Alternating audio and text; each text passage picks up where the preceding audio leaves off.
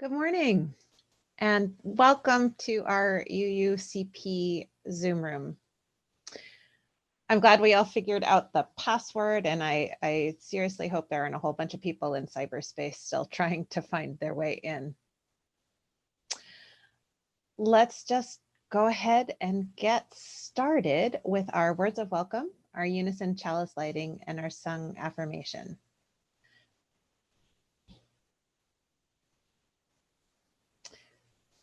Whoever you are, wherever you've come from, whatever your beliefs, whomever you love, and however bumpy your life's journey, know that you are welcome here.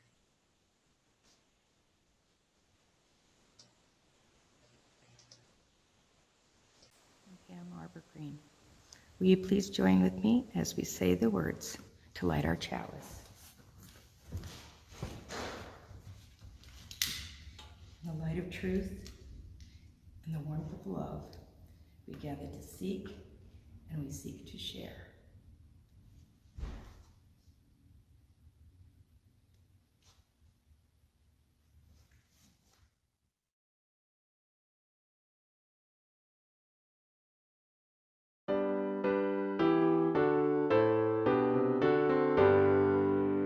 From all that dwell below the skies, let songs of hope and love arise.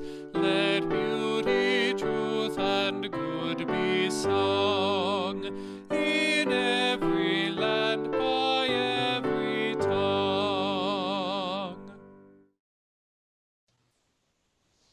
So good morning. I am Elizabeth Stevens, and obviously I'm back from my vacation, and I'm very glad to be here with all of you. This morning we are celebrating Indigenous Peoples Day. We've been celebrating this holiday at our church each year, at least since 2012 when I arrived. And the good news is that these days our neighbors are, more and more of our neighbors are celebrating with us. A couple of years ago, the Human Rights Commission, of which Ken Fonts chairs, and I'm a member, lobbied the city council, the city of Moscow, and they officially issued a proclamation to celebrate Indigenous Peoples Day instead of Columbus Day.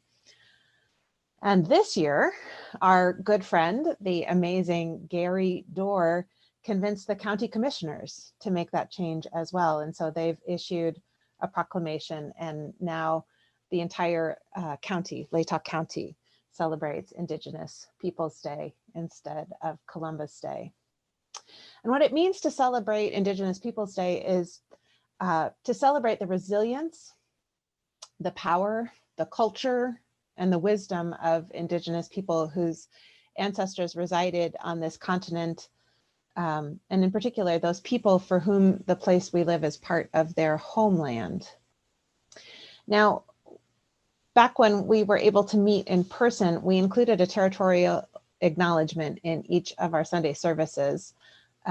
We stopped doing that when we switched to virtual worship, for which I apologize. It was just an awful lot coming at us, a lot of change all at once, and some things slid.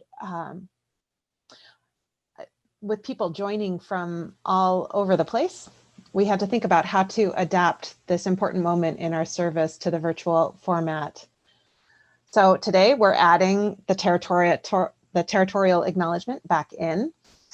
It seems to me that the least we can do is to take a moment each week to acknowledge that we all live on land that is sacred, sacred to peoples whose ancestors lived and loved here long before the European invaders came and stole it away. So I invite you now to take a deep breath.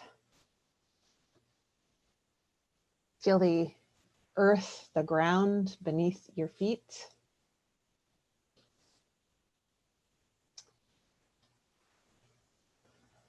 For those of us who live in Moscow, Pullman, or other nearby communities, we live in the ancestral homelands of the Nimipu, called the Nez Perce by the French-speaking traders, the Palouse, and the Shitshumsh, called the Coeur d'Alene.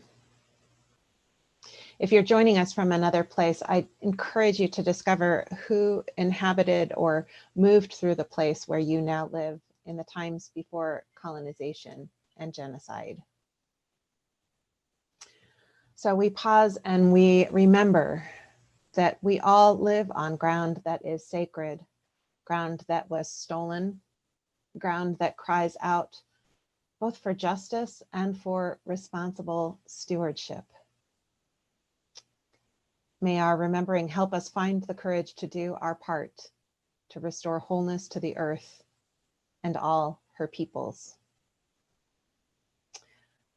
This work of restoring wholeness to the earth involves not just acknowledging the pain and trauma of the past and the present, but allowing ourselves to feel it.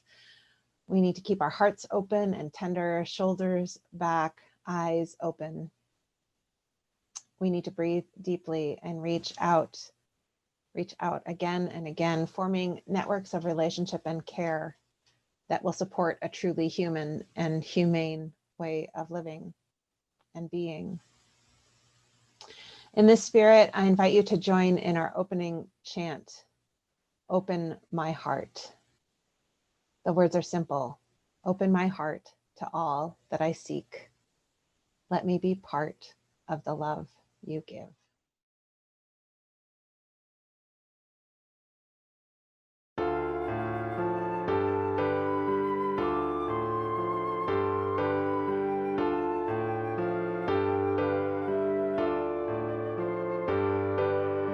Open my heart to all that I seek. Let me be part of the love you give. Open my heart to all that I seek. Let me be part of the love you give. Open my heart to all that I seek.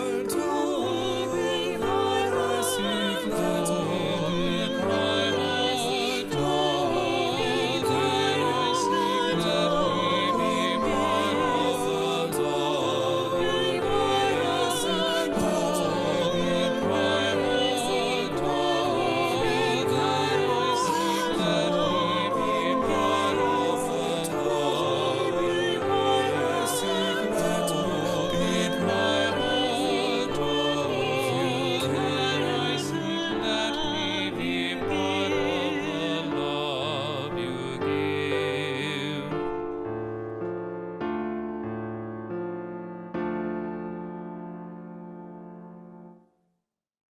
Good morning.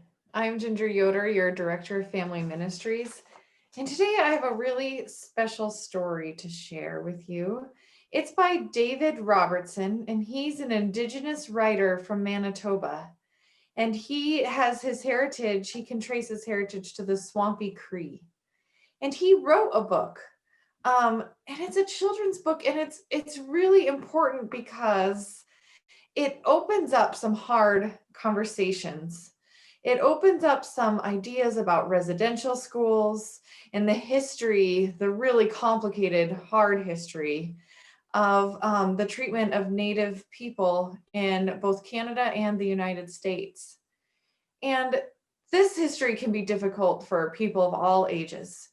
But reading a book aimed at children can open their minds and their hearts to empathy and understanding, and it's important not to ignore it, but to have these hard conversations and to learn a little bit more about this history. And this story is just simply beautiful. I hope you can see the illustrations, and it's a special treat that we get Mr. Robertson to read it to us. So I hope you enjoy it.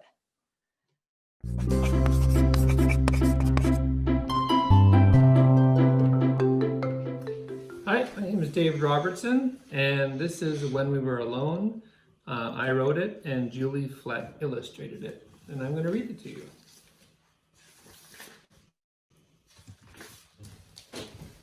Today, I helped my Kukum in her flower garden. She always wears colorful clothes. It's like she dresses in rainbows.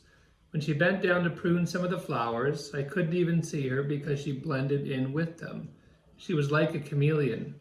Newcomb, why do you wear so many colors? I asked. Newcomb said, well, Nusissum, when I was your age, at home in my community, my friends and I wore many different colors. But at the school I went to, far away from home, they gave us different clothes to wear. All the children were dressed the same, and our clothes weren't colorful at all. We all mixed together like storm clouds. Why do you have to dress like that? I asked. They didn't like that we wore such beautiful colors, Newcomb said. They wanted us to look like everybody else. But sometimes in the fall, when we were alone and the leaves had turned to their warm autumn hues, we would roll around on the ground, we would pile the leaves over the clothes they had given us, and we would be colorful again. And this made us happy. Now, Newcomb said, I always wear the most beautiful colors. After I'd helped with the flowers, we went over to the back gate. There were vines covering the gate, and they reached all the way to the ground. When my Kukum turned to fix the latch, I saw that her braid hung almost as low as the vines. It was like she had a tail. Newcomb, why do you wear your hair so long? I asked. Newcomb said, well, Nusissum, when I was your age at home in my community, my friends and I grew our hair long, just like our people have always done. It made us feel strong and proud. But at the school I went to, far away from home, they cut off all our hair. Our strands of hair mixed together on the ground like blades of dead grass.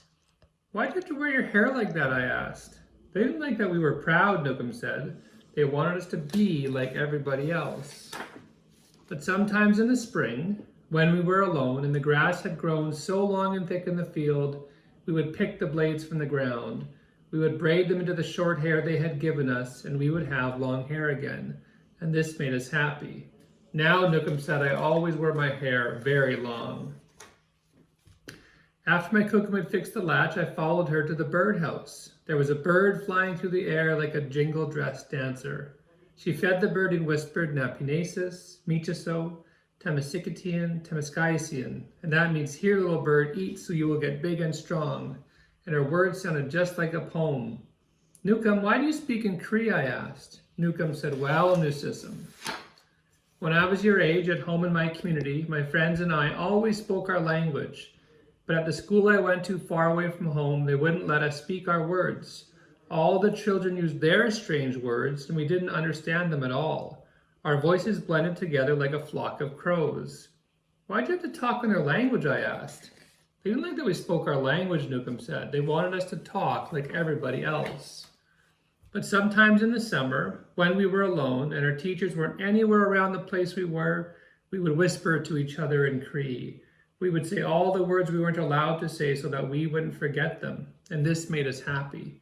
Now, Newcomb said, I always speak my language. After our gardening work was done, I sat with my Kukum in the backyard. Her brother came over and sat with us. He comes over all the time. We drank tea and ate bannock. The tea was hot and sweet, and the bannock was moist and warm and melted in my mouth. My Kukum and my uncle talked and laughed like children. Newcomb, why do you and Nokomis always spend time together? I asked. Newcomb said, well, Nusissum, when we were your age at home in our community, being with family was the most important thing. We played with each other, did chores together, and shared everything. But at the school I went to far away from home, they wouldn't let us be together. My brother and I were separated like day and night. Why were you and Nokomis separated? I asked. They didn't like when we were with family, Newcomb said, because when we were together, we thought too much of home. But sometimes in the winter, when we were alone, and we were sure that nobody could see us, we would find each other. We would take off our mitts, and in the crisp, cold air, we would hold hands so we could be with each other. And this made us happy.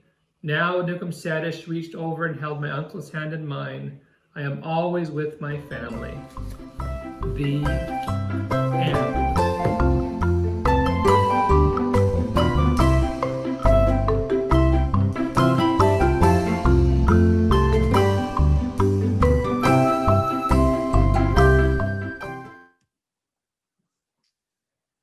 So I wonder what it would be like to be told how to dress and wear our hair and have all of the important things important to our family and our culture be taken away? What would it be like to be separated from our family? I wonder what it'd be like not to be able to speak our language and be told that another language is the only one we can use. And I wonder what those of us who've not had to experience this in our lives and in our history can do to understand. And I wonder how we can move forward in making amends and reparations for all the hardships that have come and are still happening in the United States today. So I hope that by hearing the story from the child's point of view, we can open our hearts and our minds just a little bit more and understand what it must have been like and what we can do now today in our lives to help.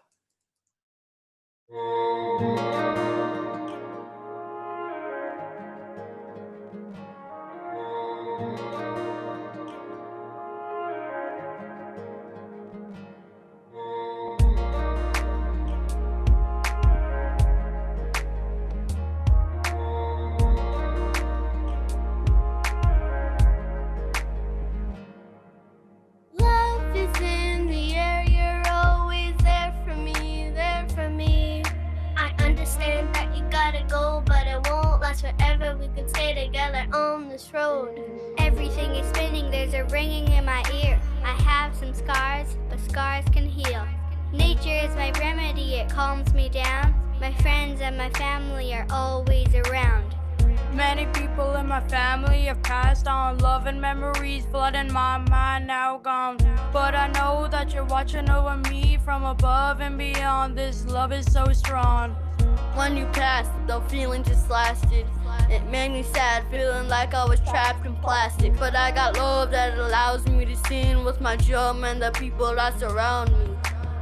I know you're trying your best, and there's a lot of bad things on your chest that are making life harder. But we can keep believing together that one day it will only get better and better. This is us, a little sad and a lot of love for our culture. We are here representing what we feel for our culture. This is us, a little sad and a lot of love for our culture. We are here representing what we feel for our culture.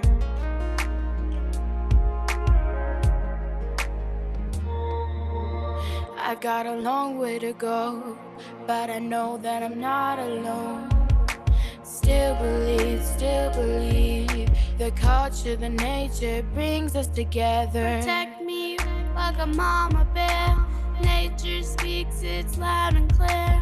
Soar like an eagle when I let my struggles go. Free in the wilderness, at the break of dawn, we go where we want. See what you have to give. Mother Nature deserves to live. She deserves to live. This is us, a little sad and a lot of love for our culture. We are here representing what we feel for our culture. Dear Creator, I will pray when I need to. Help me find the strength to get me through. Give me protection and guidance. Always set me free.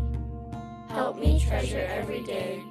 I pray to you for me. This is us, a little sad and a lot of love for our culture. We are here representing what we feel for our culture. This is us, a little sad and a lot of love for our culture. We are here representing what we feel for our culture. This is us, a little sad and a lot of love for our culture. We are here representing what we feel for our culture. This is us, a little sad and a lot of love for our culture. We are here representing what we feel for our culture.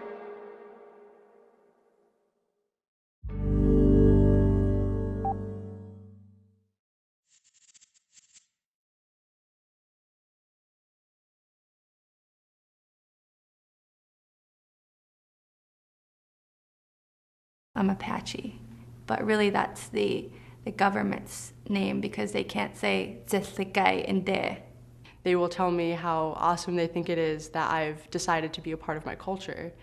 And it's funny to me, it like hits me really weird and I don't like it, and I didn't know why at first, but it's because I haven't decided to be a part of my culture, I live it every day. I'm more comfortable with the term Native, divorced from Native American. I know there are people who use Indigenous, and if there is one term I do not like to be called, is American Indian. And for me, to be Indigenous is to have an intimate and interconnected relationship to a homeland. And so that's really important because land is, tied to every aspect of who we are. Being Native in a city is almost a daily reminder of your people's erasure, of the fact that people don't even remember that you're here and that you exist. But what I did encounter was just this preconceived notion that all Native Americans are dead. I've had older white men come up to me and say, "Oh man, if this was 40 years ago, I can just do whatever I wanted to you." The cattle outside doing the work and the dog inside the house, those are property. Those are the black folks in America. They're our property to white men. Then the exotic antelope on the wall, or the exotic, that's the native. That's how natives are perceived in America. We're treated like animals. They monitor our blood quantum. We're the only, besides dogs and horses, I don't know of any other animal that they monitor the blood quantum. The way I explain it to people is like, imagine a pizza with different slices, and let's say 32 slices. Of the 32 slices, I'm 28 Apache. That's my particular blood quantum. And Native Americans in the US are the only minority group who have to prove their nativeness on an Indian card. It's used to divide Native people against each other because it can be used as a way to say, I am more Native than you, and I was a part of that too. I used my 4/4 to kind of make myself feel better against other people. The one drop rule, meaning that, one drop of black blood makes you black, that was to keep as many people oppressed or, legitimize their oppression as possible. But on the other side, one drop of anything else completely dilutes you as a Native person. So if you're a Native person, you have a one drop of something else, then suddenly you're less Native. So it's the opposite. Traditionally, within Apache society, you go by the mother. And if the mother's recognized as Apache, she has her clan, the children are unquestionably Apache. Not in the American context, not when patriarchy trumps matriarchy. So what does that mean? My sisters are short 1/16 of a degree. What does that mean? Does that mean their pinkies aren't Apache? What does that mean? Being a mixed race person is a whole nother side of it, but that's a very common experience in our tribe. So it's not as if we're unusual in that way. What is unusual is the admixture of black. My grandfather actually doesn't want people, if he hears that somebody from the tribe is coming over, he won't come out of his room because he doesn't want them to know that he's that complexion. That he doesn't want me to be affiliated with having African American blood, but I say it. It's not going to change anything. If it were up to the American government, natives wouldn't be around because after a certain time, that blood will dilute. It will go out. And so if there's no native peoples to provide benefits, then we're not obligated to meet these treaty rights. And if we're not obligated to meet these treaty contracts, then the land is available. The resources are available.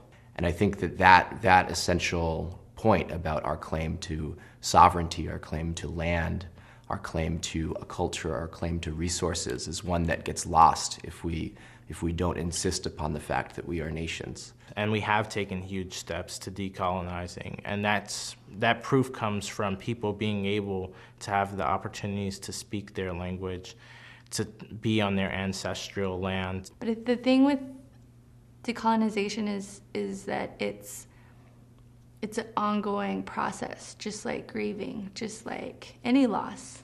As much as possible now, I try to tell people that I have a Native American name, and maybe it doesn't mean anything to you, but it means everything to me. My name maybe doesn't have a romanticized Hollywood Indian name, but my name has more meaning than that. My name means that my family survived. My family survived disease. My family survived Catholicism. My family survived settler colonialism, and my family, they survived. I survived. My existence is resistance. Me saying my name is Skiam Tulks, that is resistance in and of itself.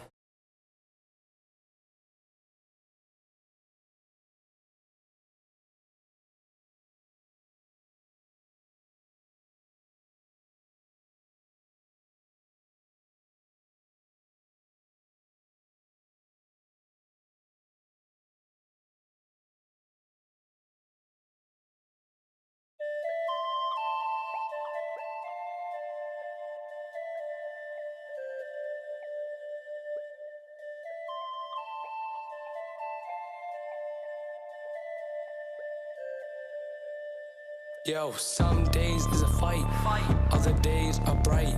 You need to stay strong in the darkness, to stay in the light. It seems like a struggle, but it's just life. But you gotta trust life.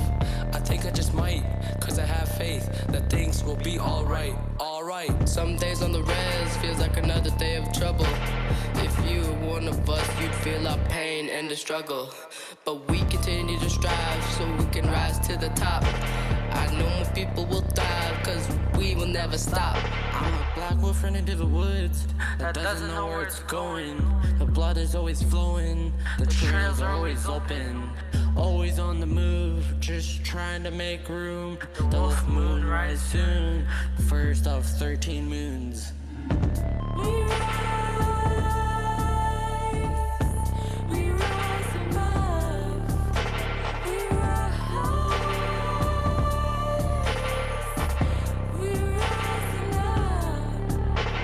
Get out of my head. God, I would scream until I felt that. I thought that sweet memories were more than a fantasy. There was just more I didn't get to see. What is reality? Is it what I thought? No, I get to make it what I want. So I want the best. Learned how to deal with the stress and not think of the rest. I've come so far, and who would have guessed?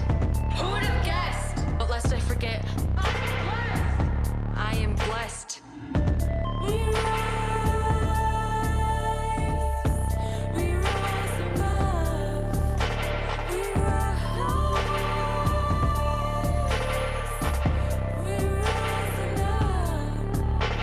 Living in the res with family and friends, yeah, it's uplifting. I mean with them, it's fun to go fishing. In the bush going hunting, never coming back hands empty. Every time we're going out, we're coming back with plenty. Time to unite and take flight, talking face to face, no Skype. Represent our people day through night. Put away bad vibes, haters recite. Being aboriginals, us speaking not having miracles throughout life. Ay, yeah, inside thoughts and amount of hate can't take this pride away. Our minds stray, filled with pain. Hope all my relatives feel the same. Racism drives fear people insane. Breaking out thick eyes, thinking back to bad times of a young righteous mind. Killing mics wasn't Trout's design. Of a young righteous mind. We rise above. We rise. We're rising up.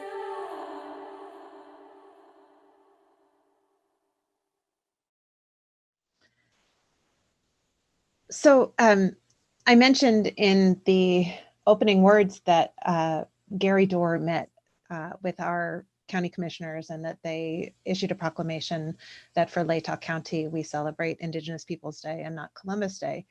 And Gary actually posted a video of what that experience was like for him. And that's going to be our text today, is this video that Gary recorded with his permission, of course. here is our reading. Hey, Tatskalawit.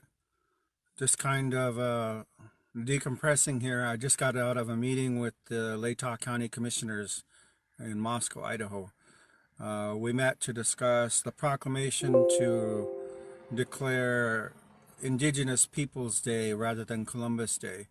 And I spoke with them, and I think the older that I get, the more emotional I get. Had to speak to them of the letter in 1495 by Michel de Corneille, who wrote that he was rewarded as an employee of Columbus by being gifted a 9-year-old girl for a sex slave.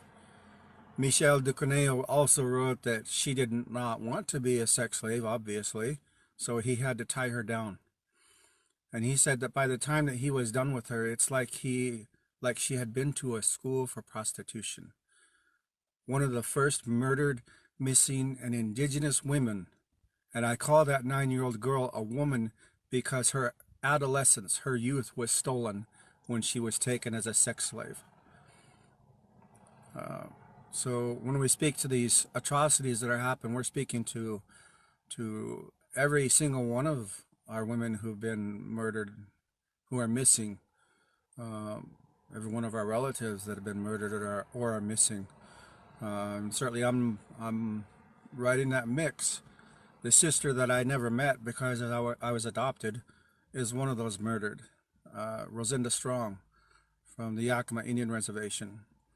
Her body was found inside of a freezer, an abandoned freezer at an abandoned house. These atrocities have been going on since the day they got here. So the commissioners for Latah County, Idaho, they passed the proclamation to declare Columbus Day of 2020 as Indigenous Peoples Day. So I think that Dave McGraw, Tom Lamar, and Kathy LaFortune need to be thanked by the public for the fact that they are not going to honor this child molester, this slave keeper. I told them about how the Cristobal de Colón, the one you call Columbus, actually sent 400 slaves back because he couldn't find any gold. And when they arrived back in Spain, the Queen of Spain was appalled, and she turned the boat back around and sent those people back to Hispaniola, where you would call Haiti today, to be returned to their homeland. Christopher Columbus was made a governor of Hispaniola with colonists from Spain there.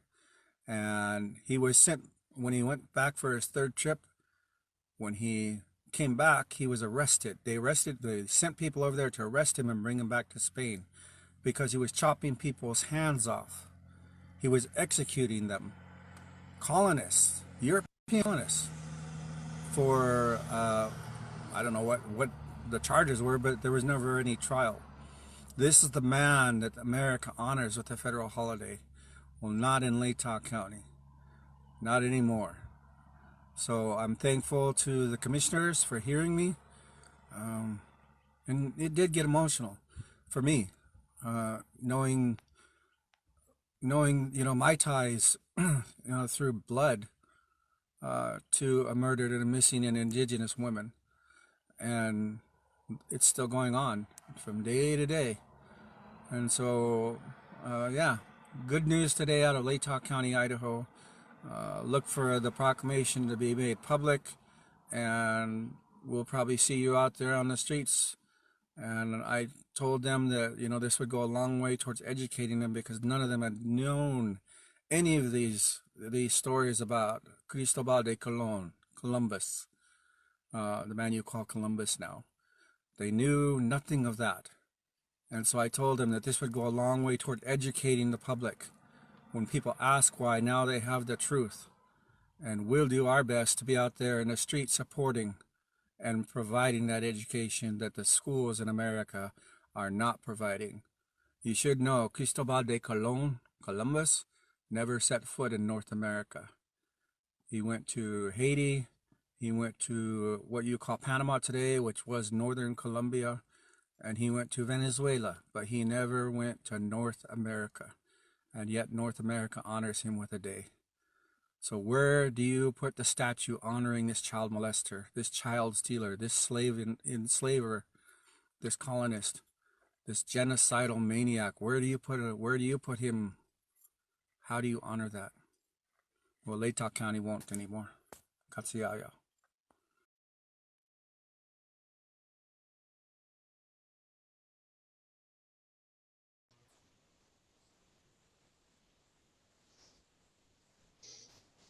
Breathe.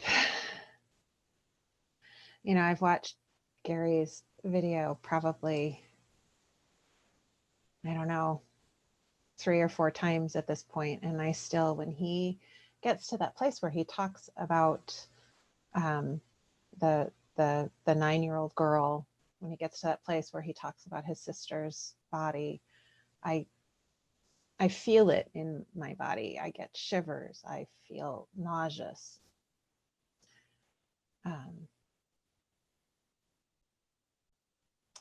And I think that's right and appropriate. That's what being human and being open to life as it really is leads us to, and ideally through. So here I am. It's good to be home. When I was in New England with my sisters, helping them with their babies, this awareness grew in me that New England, as much as I love it, is not home anymore. Though, of course, with my family, they're a big part of my home remains. So it's a good thing I like road trips. It's the West. It's out here. This is the home of my heart. Mountains and rivers and the lakes of Idaho and Montana, the gentle rolling hills of the Palouse, the cedar groves on Moscow Mountain. This is where I belong. This place is sacred and dear to me, and it is a part of me. And the community, our community is grounded here, though we welcome all from everywhere.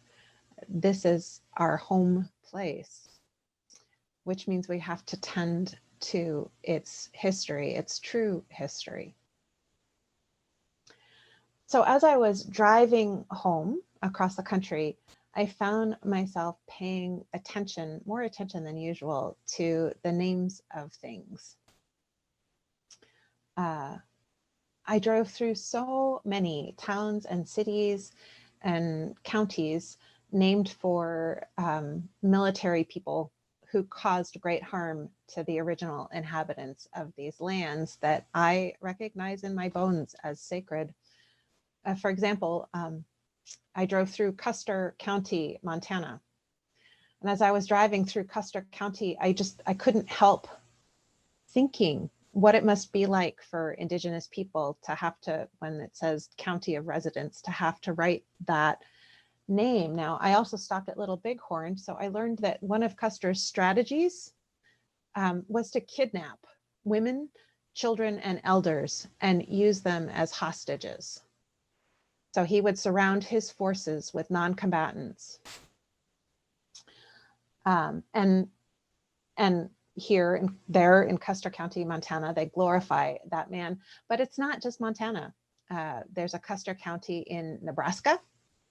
There's a Custer County in South Dakota. There's one in Oklahoma.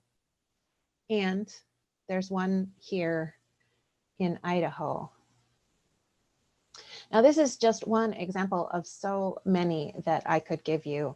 In addition to the place names, I stopped at a number of historical markers, and so many of them were sites of battles in the so-called Indian Wars, or places where European colonizers extracted resources from the land. And as I was noticing these things and being open to the reality of what they might mean for Indigenous people in particular, I was also engaging in the practice of paying attention to my body. So over and over again, as I see these place names, these monuments, I check in with my body, and I notice for me, it's a tightness in my chest. It's a sick feeling in the pit of my stomach. It's a feeling of tears or fatigue behind my eyes, and kind of a tingling up and down the back of my neck. It's just this sense of wrongness, just this is wrong, and compassion for the Indigenous people who have to live in this culture that glorifies colonization, colonizers, violent abusers, genocidal maniacs, as Gary put it. Now, the reason I was approaching this history or these places by paying attention to my body is that I've been reading a book by Resmaa Menakem called My Grandmother's Hands.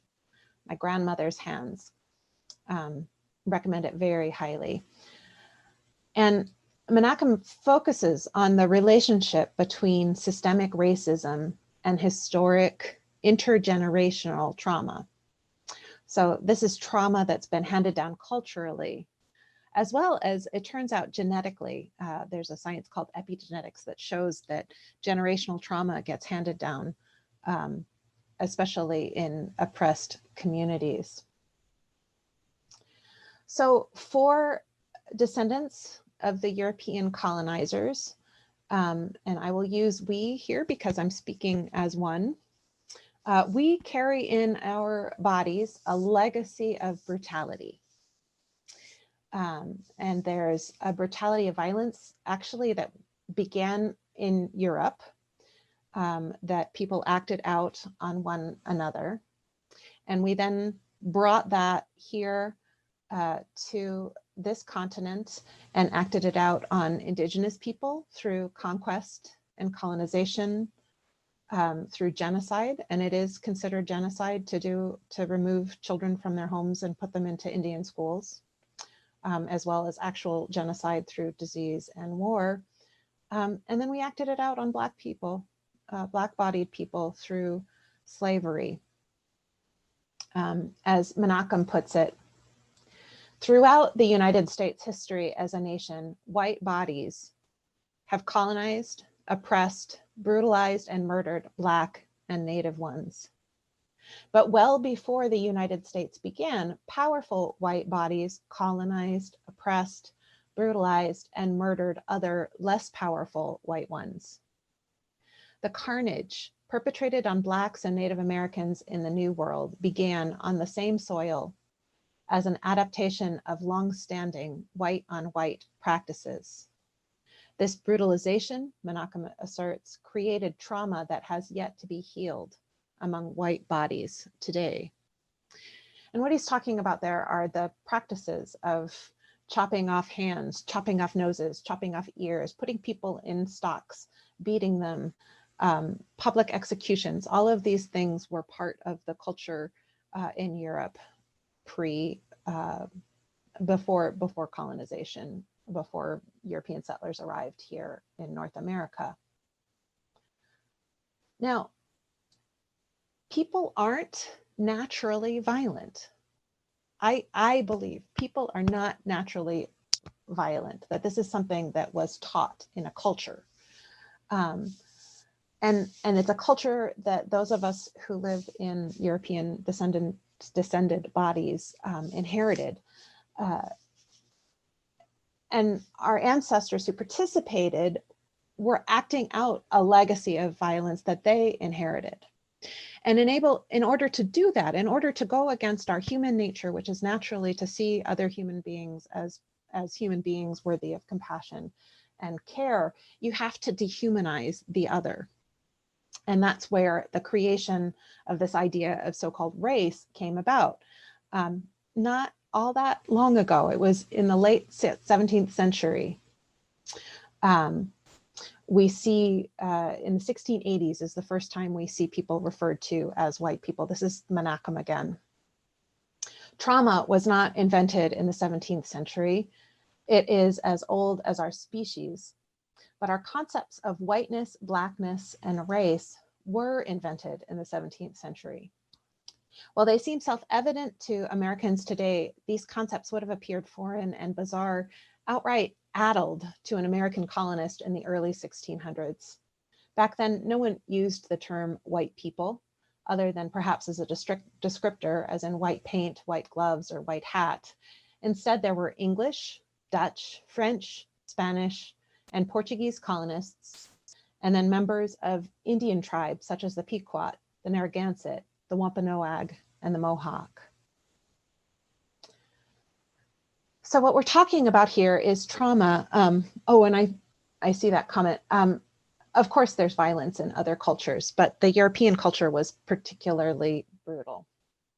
And of course, it's the culture that's been superimposed onto our culture here.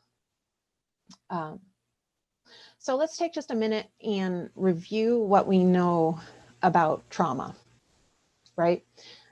We've covered this ground before. It's one of my areas of interest in scholarly research. A trauma is any event that causes distress and interrupts our ability, however temporarily, to cope. It is a universal experience. None of us get through life without experiencing trauma.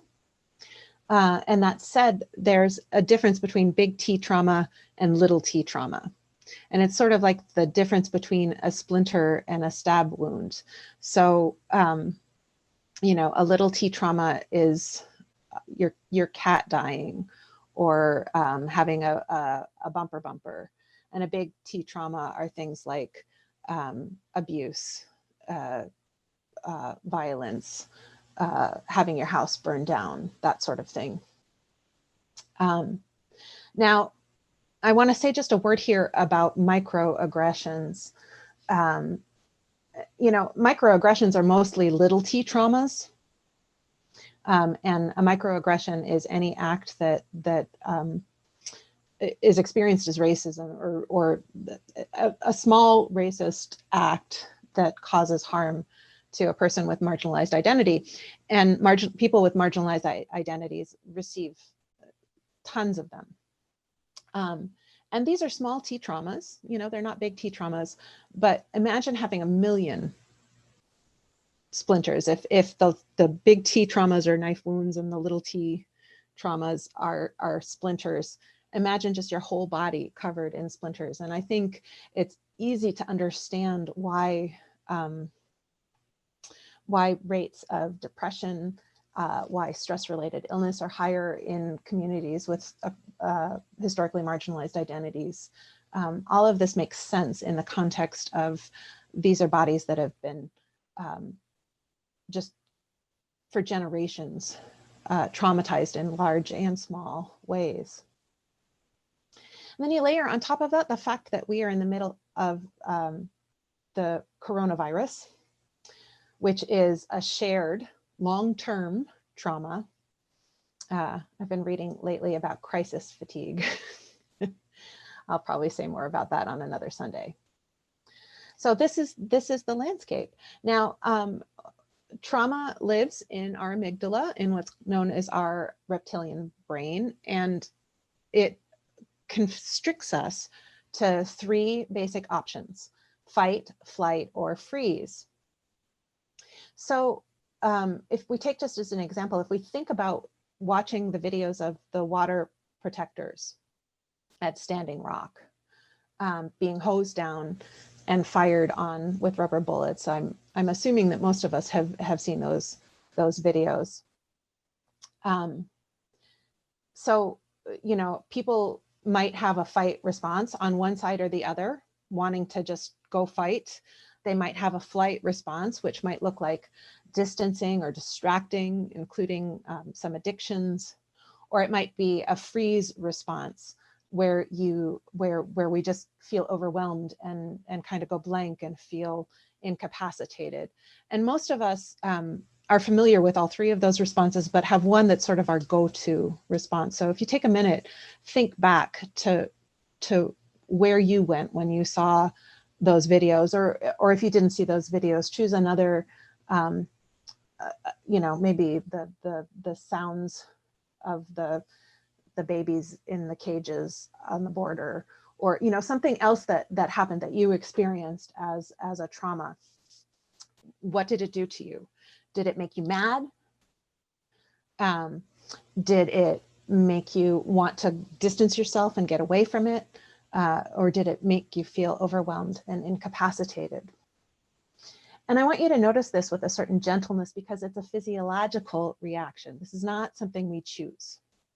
This is hardwired into us. But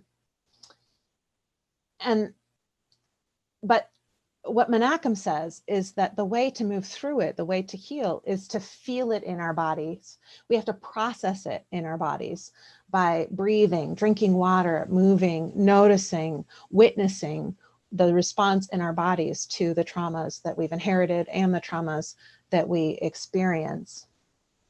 Now, once we're able to move through that physiological trauma response, we can access our prefrontal cortex again. We can empathize, we can reason. Most importantly, we can connect.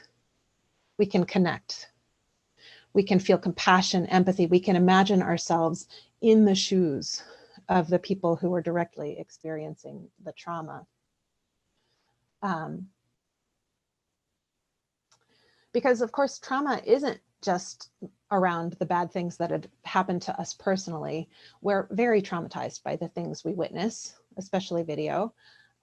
We get secondary traumatization when we empathize with other people who are traumatized, and each new trauma triggers all of our old traumas. Now, this perspective from Menachem really gives insight into why our journey to shift our culture to one that is actively anti-racist is so slow, right? We all keep getting triggered.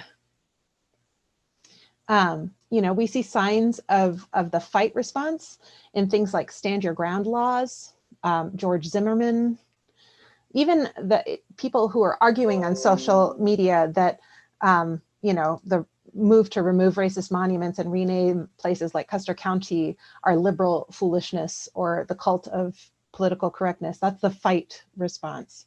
The flight response, we look at white flight to the suburbs. We look at the way people will cross the street if they see a person of color walking after dark.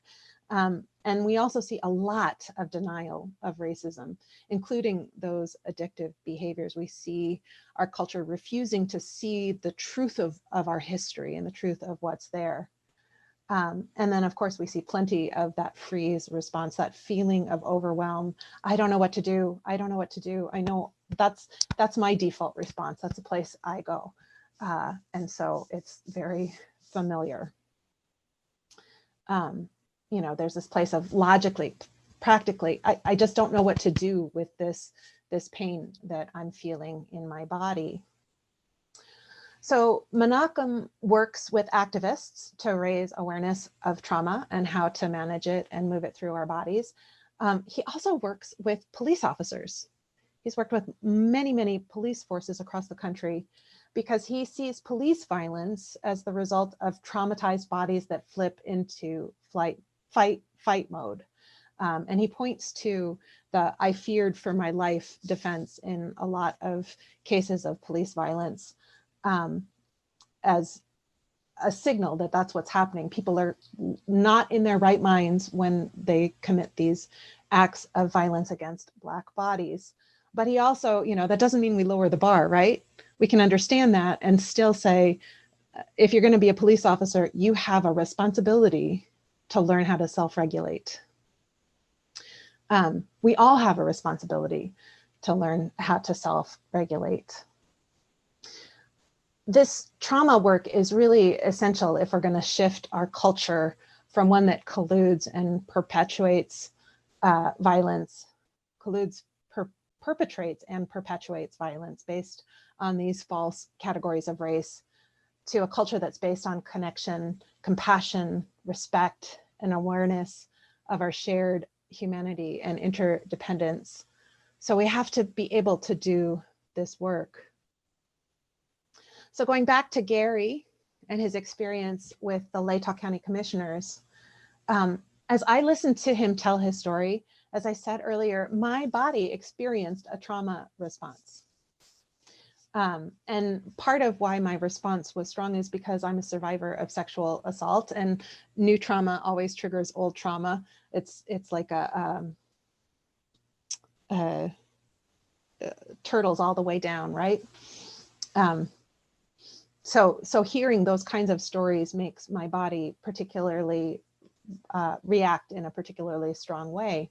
But acknowledging that that was what was going on, I was able to just breathe through the trauma response and experience that great upwelling of compassion that is our right as human beings, that is our nature as human beings, to feel compassion. And of course, the commissioners were also able to do the same thing. They were able to regulate, and then to hear, and then to choose to do the right thing. Now, of course, not all of our neighbors here in Latah County are there. Don't bother looking at the comments on the daily news story. Some of them are pretty offensive, and that's okay. You know, we can't control others, but we can choose. We can choose ourselves to face and metabolize the trauma of our history. Menachem talks about the difference between dirty pain and clean pain. Dirty pain, he says, manifests as systemic racism, dehumanization, distancing. Clean pain still hurts, but there's healing and justice on the other side.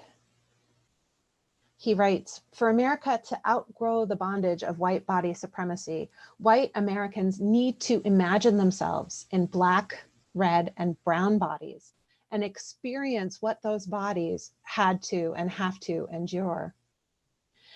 They also need to do the same with the bodies of their own white ancestors. So clean pain, that's compassion. Compassion means to feel with, that's the imagining. And what it does is it connects us, it weaves us together, it helps us recognize one another in each other's stories. As we're able to come into relationship, feel connected, we find our courage to change, we find our courage to do the next right thing. In other words, the path to the world we're dreaming of, the world that's worthy of our children, the world that people have sacrificed and died for, goes through trauma, not around it or away from it. Now, beloveds, I know you're tired. We are all tired. It's crisis fatigue. It's one thing after another, after another, after another, after another. So I want to remind you to rest when you need to. Radical self-care is an act of resistance. Turn off the TV, the radio, get off social media, go outside, eat good food, drink water, listen to good music, dance, be with people who love you and whom you love. This is not the kind of rest that we take that's, phew, okay, it's all done. Job well done. It's more like resting between contractions when giving birth. And we're doing it, we're resting so that in those moments when we're called upon to open up to the trauma and feel that clean pain, we're well resourced and capable of metabolizing and responding with compassion. Eileen Cower talks about how this is a time of darkness, but it's the darkness of the womb, not the tomb. And that what we have to do is breathe and push. Those of us whose bodies have given birth know that in between the breathing and the pushing, there is the resting. So honor those times when your body and your spirit need rest. But you can't stop in the middle. After the rest comes the next contraction until the world comes, the world that we're dreaming of, and it will come. So trust. A new day is dawning, and that new day, that new culture, that new way of being holds wholeness for the earth and all her peoples. So be it, and so may it be. I love you.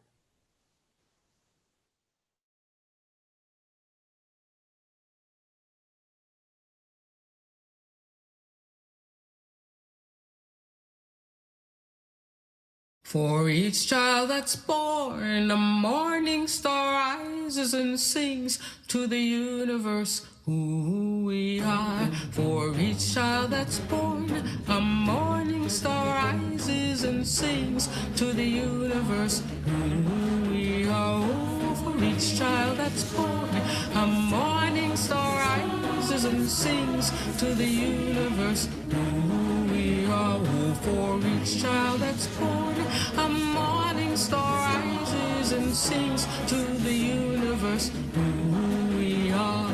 We are our grandmother's prayers, and we are our grandfather's dreamings, and we are the breath of our ancestors. We are the spirit of God. We are mothers of courage, fathers of time, daughters of dust, and the sons of great visions. We're sisters of mercy, brothers of love, lovers of life, and the builders of nations. We're seekers of truth, keepers of faith, makers of peace, and the wisdom of ages. We are our grandmother's prayers.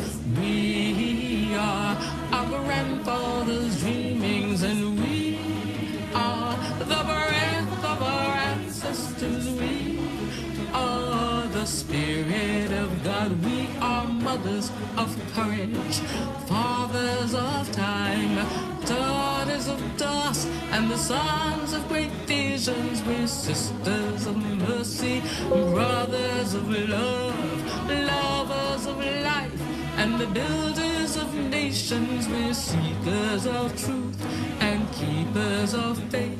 We are makers of peace and the wisdom of ages. We are our grandmother's prayers. We are our grandfather's dreamings, and we are the breath of our ancestors. We are the spirit of God. We are our grandmother's prayers, and we are our grandfather's dreamings. We are the breath of our ancestors. We are the spirit of God. For each child that's born, a morning star rises and sings to the universe who we are. For each child that's born, a morning star rises and sings to the universe who we are. We are one.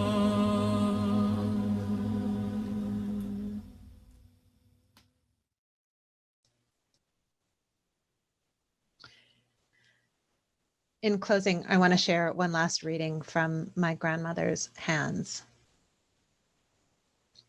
We humans want to belong.